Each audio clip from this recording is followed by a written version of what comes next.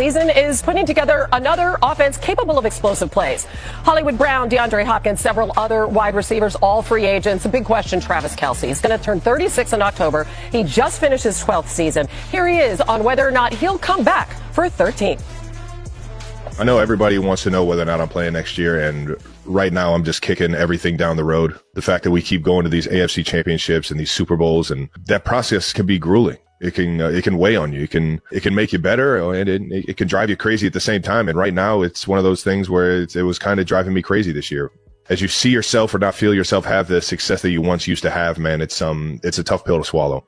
And then on top of that, to not be there in the biggest moments, knowing your team's counting on you, man, it's just a tough reality. Man, and the tough thing, RC, when you think about leaving the game, and you can certainly give us some insight here, is what note do you want to leave on, right, after that stinker of a Super Bowl? Yeah. What do you think of what he said? I mean, he's just talking about age. Travis Kelce is talking about father time, and it comes for us all. Comes for some of us sooner than others. And for Travis Kelce, he has 12 wonderful years as being the best pass catching tight end in all of football. But that time is over. And I think when you go back to that Super Bowl, not being able to separate, not being able to come up with those huge third down plays or be that safety blanket for Patrick Mahomes, that weighs on you. And since 2019, this team has played an entire extra season more than anybody else in football. And that continual pounding on your body, asking yourself to get up emotionally, mentally, and physically for those extra games, it does take its toll on you. And so now Travis Kelce has to be faced with his mortality as far as it pertains to football. Whether or not he wants to be a diminished player, whether or not he can't be the Travis Kelce that he used to be, and is it worth it to get up Monday through Saturday to prepare yourself for Sundays when Sundays just aren't as rewarding? Yeah, well said, Ryan.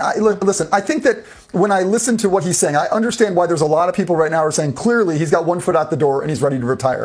I did not play the game like Jason or Ryan, obviously, but I've talked to a number of players who always tell me the same thing. You can't decide your future the week after the season ends. You've got to let your mind and your body heal.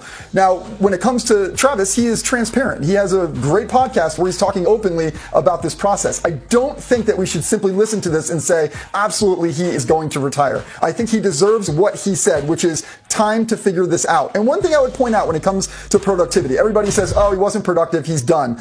In 2020, Rob Gronkowski came out of retirement and played for the Bucs that season. I have the numbers here. He had 45 catches for 623 yards. Travis Kelce this season had 97 catches for 823 yards. He can still have an impact on the team. Maybe not like he used to have, but in the locker room and really on the field as well. He just has to decide, am I ready to go through this again? And am I ready to be a contributor rather than the star of the offense? Mm-hmm. And Jeff, you just said it as you talked about his numbers. Those numbers put him fifth in the NFL among tight ends when it comes to yards in a season, and also third when it came to reception. So he's still playing at a high level. Now, the Super Bowl was ugly for him and the Kansas City Chiefs. But as I look at Travis Kelce, it's more about what type of player he wants to be in the NFL going forward. He led them in targets with 133. That was 35 more targets than Xavier Worthy, the next guy in line. So I think that is more the issue. When you talk about what RC said, they played an entire season more than since 2019, and you mix in the age of Travis Kelce, they probably need less of him throughout the course of the season and more of him in those big moments so he's fresher and he's ready to play. Now, does Kelce want to be out there if he's not elite and amongst the top tight ends as he's getting older? Only he can make that decision. But that's the thing, though, right? Like, it's different. Like, there are a lot of players who are always here. And if they drop a little bit right here, they're still a contributor, even if it's not at the level that they were. But Travis Kelce was here, and I hope my hand is out of the screen on TV, too. It's hard to be here. It's hard to be a guy on third down. They're taking you out of the game to put in Noah Gray. It's hard to be a guy to say, okay, we're going to save you. And instead of you getting 30-plus more targets than everybody on the team, you're now going to be third or fourth in targets. That's what this is about for Travis Kelce. Yeah, for the normal guy, it's great that I'm just one of the 53. But when you're a first ballot Hall of Fame tight end, that's not what you live for. And they also have to talk about the trappings of what's waiting for him in the world. It's different for Travis Kelce than it is for the tight end on the Tampa Bay Buccaneers. And so you have to weigh that into this whole process for him. And by the way, Jeff, I didn't need an extra week after the season to retire. I retired on my couch in November. I just played hard as hell to the end because I knew it was over. Hey, man. I love it. Exactly. And by the way, you do make a really good point, though, about what comes next for Travis. I would only warn this. I know there's a lot of people out there that assume, oh, his relationship with Taylor will lead him to retire because he's just going to go on tour with her and do his thing.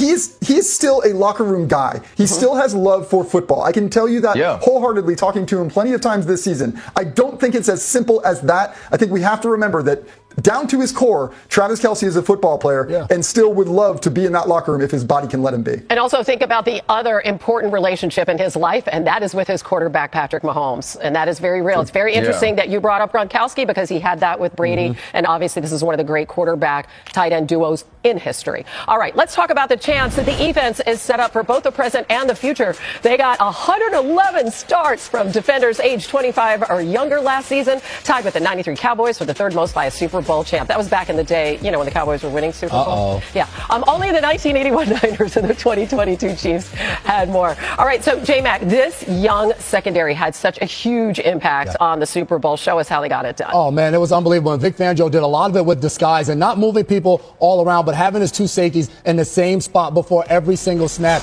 And it really confused Patrick Mahomes' son. Andy Reid right here, they come out empty, knowing that they're going to get to a 4-by-1 formation. And a lot of this is film study. The linebacker, Oren Burks, right away starts communicating with his defensive line. You see all of those four guys up to the top of the screen, one guy down the bottom. Ball is snapped. Look how these Eagles linebackers all push over to get to that overload side of the 4-by-1. When this is all settled and done, you still have those four receivers on one side, but look how the Eagles have matched everybody in coverage, forcing Mahomes on a 3rd and 17 to eat the ball and have to scramble and fall short of a first down. Here it goes again. Those two safeties right in the middle of the...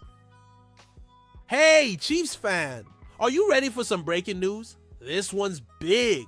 Travis Kelce, the heart and soul of Kansas City's offense for over a decade, has finally spoken about his future. And let's just say he left everyone in suspense. After 12 grueling seasons in the NFL, Kelce admitted that the process is starting to take a toll on him. Physically, he's still capable, but mentally, that's where the battle is. Losing Super Bowl 59 was tough, and not being able to perform at his usual elite level has made him question everything. Can he still be the guy that Patrick Mahomes depends on? Or is it time to walk away while he's still on top? This is not just another offseason decision. It's a crossroads moment for one of the greatest tight ends in NFL history. So, what do you think? Should Kelce give it one more shot, or would it be better to retire now and cement his legacy? Let me know in the comments. But before we jump to conclusions, let's break down what really weighs on Kelce's mind. Because when it comes to football, one thing is undefeated: father time.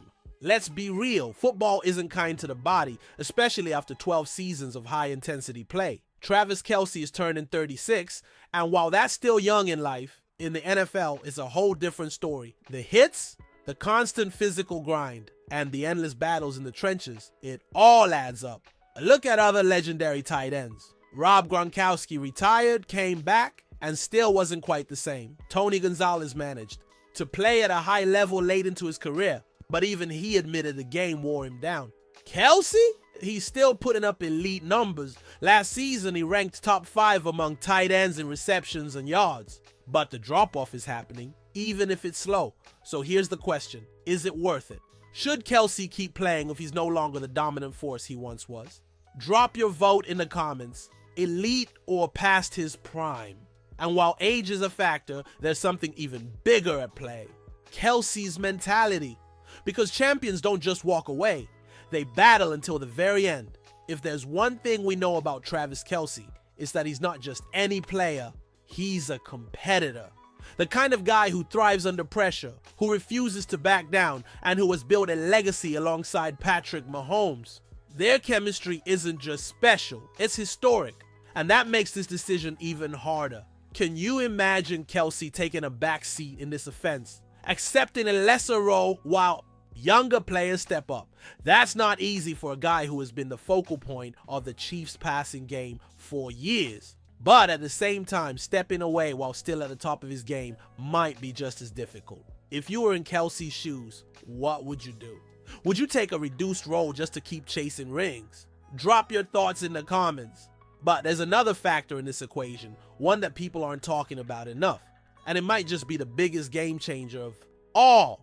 Let's be real. Travis Kelce's life isn't just about football anymore. His relationship with Taylor Swift has made him an even bigger global icon. And the opportunities outside the NFL are endless. From sponsorship deals to Hollywood appearances, Kelsey is already setting himself up for a future beyond the gridiron.